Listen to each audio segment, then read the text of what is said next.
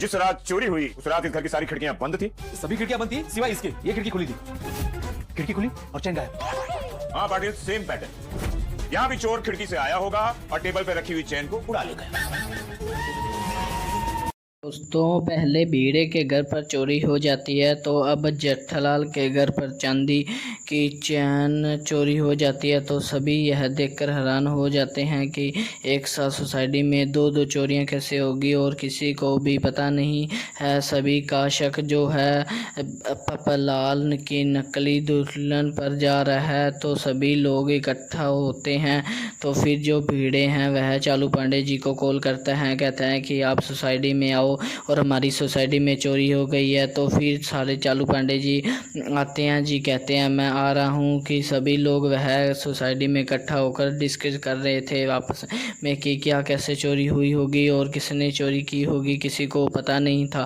फिर इतने में चालू पांडे जी एंट्री मारते हैं और कहते हैं कि किसके घर पर चोरी हुई है। तो फिर भिड़े कहता है कि मेरे घर पर चोरी हुई है। और फिर माधवी पत्नी कि सोनू की रिंग चोरी हो गई है। इधर जेठालाल के घर पर चांदी की बापूजी की चैन चोरी हो गई है, पता नहीं किसने की है। तो फिर इतने में चालू पांडे जी कहते हैं कि आपको क्या लग रहा है। तो सभी जानने कहने लगते हैं कि हमारे पोपटलाल की नकली धुन पर शक जा रहा है।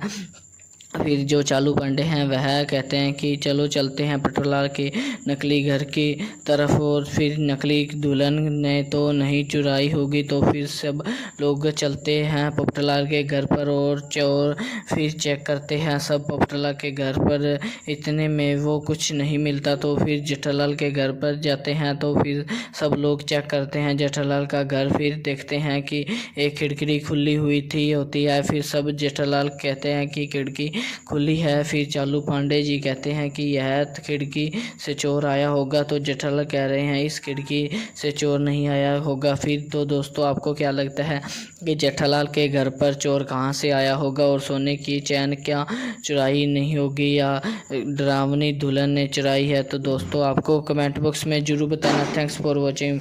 वीडियो अच्छी लगी तो जशन तलक टीवी को सब्सक्राइब करिए। Thanks for